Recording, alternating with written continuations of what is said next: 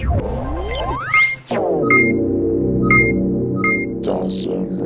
YouTube, Dawson Ryder here with my review for the Power Morpher with Power Coins from the Power Rangers 2017 movie.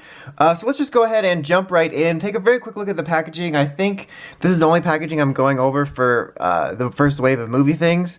And it's honestly pretty nice packaging, very fitting of the movie style. You kind of got the metallic-y metal movie look of the Morpher in the background. A cool shot of Red Ranger right there. Obviously the name's there. The Morpher was here, and then the coins were there. It was kind of annoying though, like when it was in his box, the little lever here was outside of it, so you can see it broke here when you just try to slide the inner plastic out. And then on the back it just shows you what you get, how you use it, the coins, all that stuff. There's no numbers on the bottom or the same kind of numbers as in Japan, and a side shot of Red Ranger. I only wanted to highlight it because it was the only one that was easily fittable, that's a word, and also, it's the only one that's not fully red. Like, the movie packaging on the Zords is dark red, but still, it's like, come on, Bandai, get away from the red. So, obviously, you get the Morpher and the 5 Jammy Dodger Power Coins.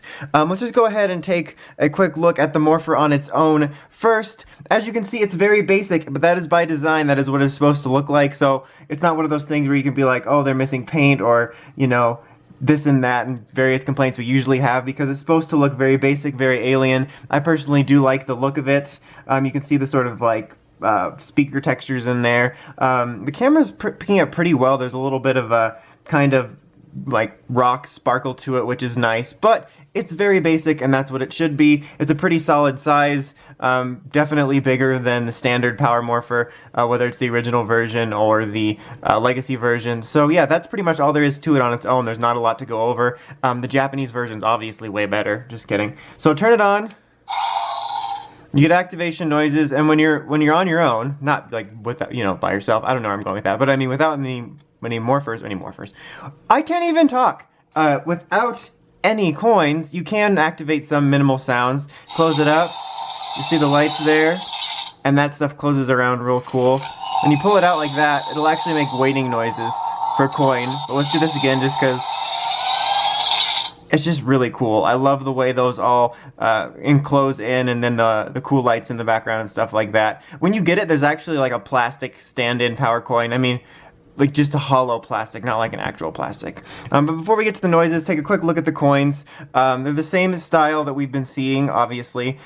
This one actually, I'm probably going to get it mixed up too, but it's identical to the one that came with the Legacy movie figure from New York Comic Con. But you can see there, it's got a bit of a technical design. You can see all the little cybernetic details on there, which I really like. And you really have to look through it to see the dinosaur. I'm going to try to sort of keep them semi-straight because I can often get them mixed up for showing it in the Morpher. But I really do like the looks of it. I mean, definitely some Cookie and Jammy Dodger comparisons and jokes to be had about it, but I do just like the tech vibe around it, and like the way the coin's signature creature is like sort of hidden under there. When you see it through the light, it looks really cool. I do kind of wish that there was maybe a version of them where they were a bit pulled up so you could see them clear without having to catch the light in a certain way, or without the Morpher, but I do like the way it functions and like what they're going for with it and stuff like that.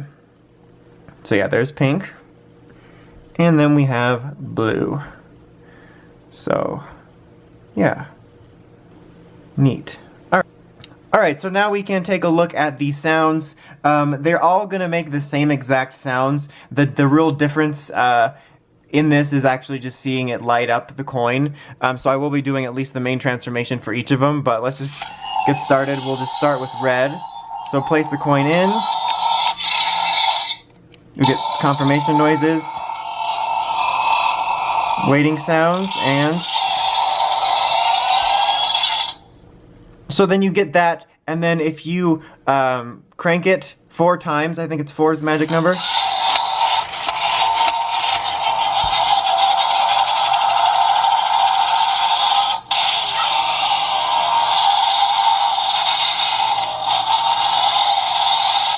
You get that longer sound. I'm not going to do both sounds for every single coin. I'm fairly certain they're all the same. I mean, that's one of those sounds where it's just a bunch of incoherent clanging, so if there's a slight difference, I would know it, but I'll just quickly show the difference for just seeing the lighting up of the main ones. So you can see, like, that's the main feature of this.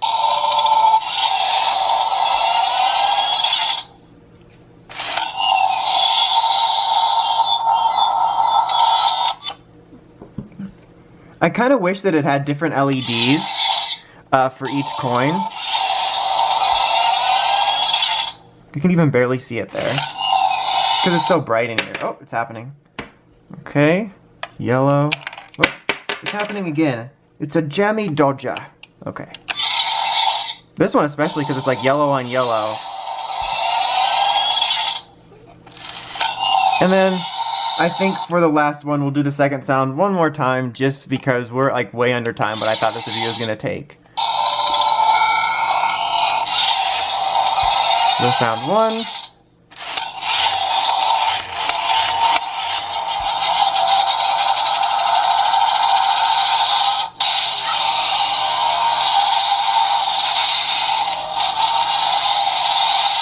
So you get the general idea there. This toy is very basic, but I actually do quite like it, to be honest. I didn't expect it to have a ton of sounds because this isn't going to be like a signature weird Toku Morpher changer with a bunch of shrieking crackheads at you. So I didn't expect it to have like callouts for the coins or stuff like that that we're getting used to, especially since the original Morpher didn't have that either when we got the Legacy Edition. So I think the only thing that would have made it better for me is if they had a different LED for each coin. I think that would have been cool somehow, that would have added to it. And the sounds aren't really that spectacular, but I just really like the motif of it, and I like the way the coins are illuminated. I know the camera didn't always pick it up the best, but like when you just have it in person or in a darker room, it looks really cool. I like the way that works.